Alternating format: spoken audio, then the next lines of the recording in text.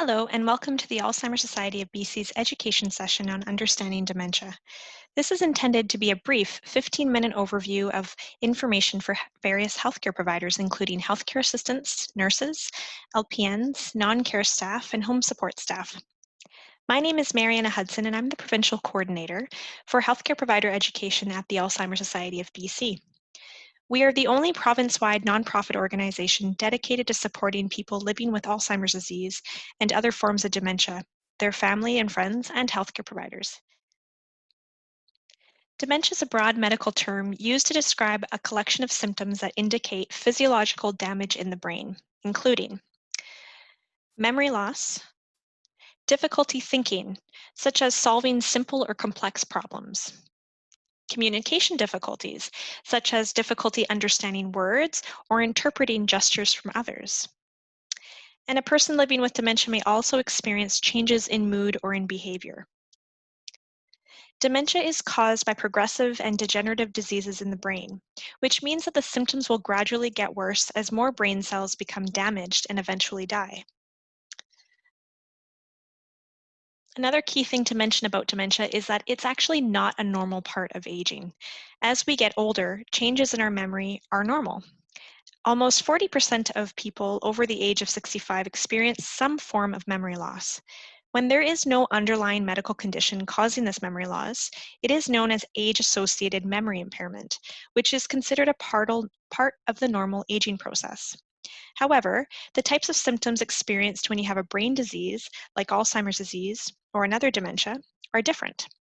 So we start with progressive degenerative diseases, like the ones listed here, like Alzheimer's disease, vascular dementia, Lewy body dementia, cause damage in the brain cells and the neural pathways. So let's just pause there for a moment and look at two of these types of diseases, the first two, Alzheimer's disease and vascular dementia. Alzheimer's disease is the most common form of dementia, and it's caused by an abnormal accumulation of proteins in the brain. 60 to 80% of people living with dementia have Alzheimer's disease. The first thing that is mostly affected is memory. The person may notice changes over time, so typically the progression of the disease is quite slow. And we will be using this particular cause of dementia in our explanation of progression later on in this session. Another type of cause of dementia is vascular dementia. Now, this is not actually caused by a brain disease per se, but rather by a blockage or rupture of vessels in the brain. So, for example, by a stroke. It can be caused by problems with blood flow, oxygen, and nourishment of brain cells. Somebody with vascular dementia may have a sudden onset of symptoms. The types of symptoms that they show or demonstrate can be variable, and that depends on the part of the brain that is affected.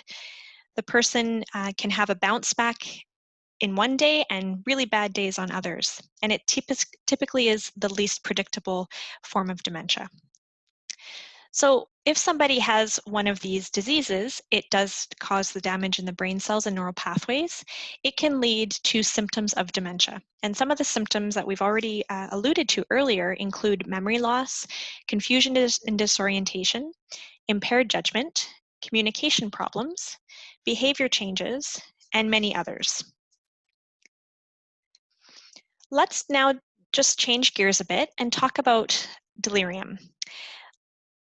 Even though delirium is very common, it is often overlooked, especially if a person already has a diagnosis of dementia. Delirium occurs when symptoms of mental decline appear suddenly and rapidly, typically over the course of hours or days. It is commonly caused by medical conditions such as the ones that you see on the left-hand side of your screen here. So you might see someone has delirium as a result of drug interactions, an infection like a urinary tract infection, or dehydration. The key difference here is that delirium is reversible and dementia is not. This means that when the underlying cause of the delirium is treated, the person's symptoms disappear and their mental abilities can improve, oftentimes to the way that they were before. Delirium is a medical emergency and should be dealt with immediately. Dementia, on the other hand, cannot be reversed. Once diseases such as those listed on the right-hand side of the screen have caused damage to brain cells and the neural pathways in the brain, the damage cannot be repaired. It is also important to note that people living with dementia can also develop delirium caused by the same medical conditions as listed on the left. A sudden decline or a worsening in symptoms may mean that the person with dementia is experiencing a delirium and should see their doctor right away. When we talk about a particular cause of dementia, like Alzheimer's disease, we often discuss the progression of the disease in stages. This is a very general way of talking about what the disease looks like over time so that the person and family impacted by dementia know what to expect. People move through these stages at their own rates, and symptoms can differ from one person to the next. That's why time estimates are so difficult to predict. In addition to the brain changes occurring, other factors such as the environment can impact the person's abilities in either a positive or negative way.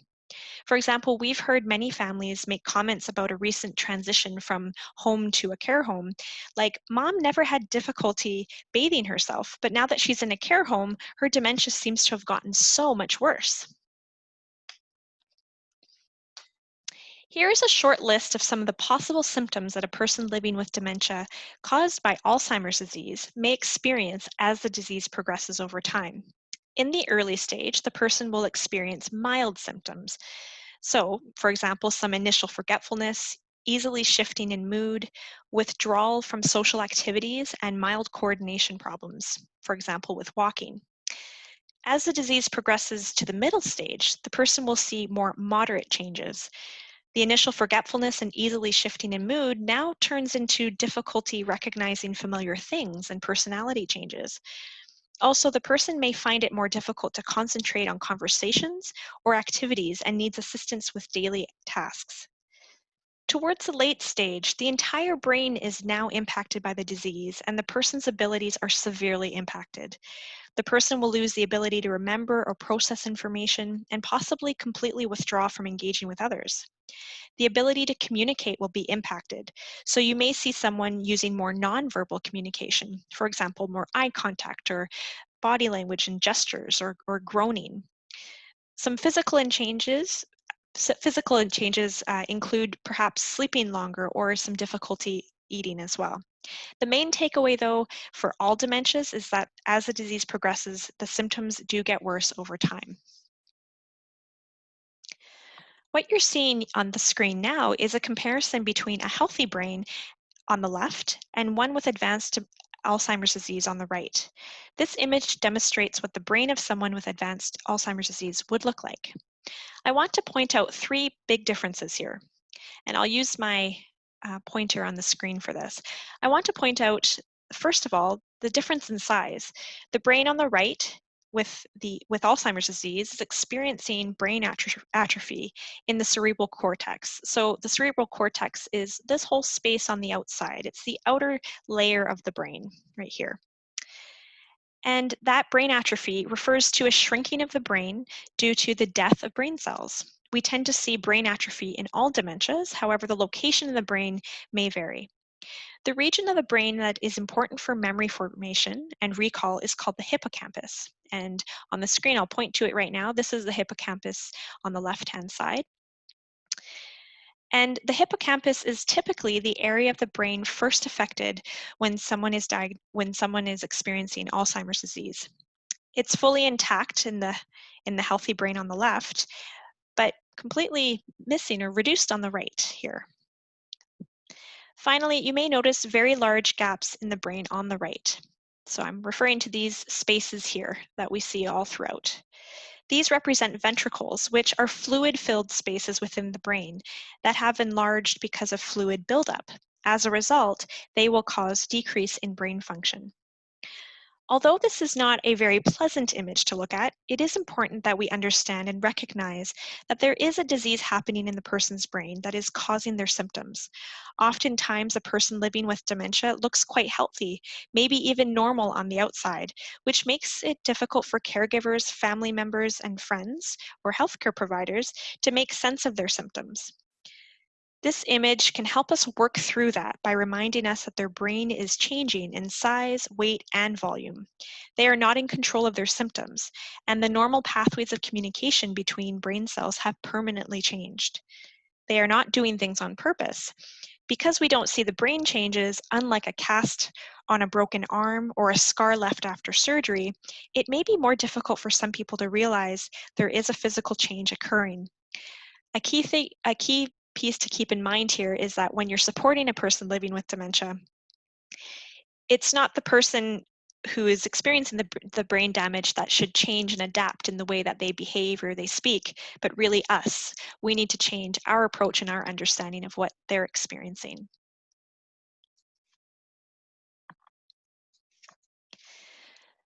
So now we're going to just review some 5 key things that healthcare assistants need to know when it comes to understanding dementia. The first thing is that understanding dementia makes you a better healthcare assistant by providing quality care.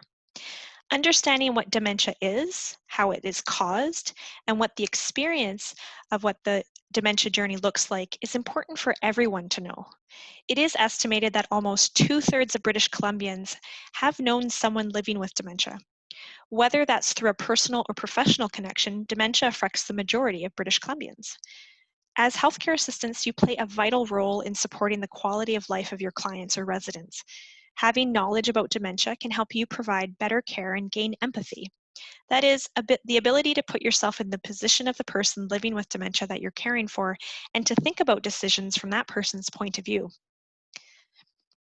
Understanding dementia also helps you create a safe working environment by helping you interpret your interactions and situations better by simply understanding the experience of the person. The attitudes that people have towards a person living with dementia can impact how they provide care.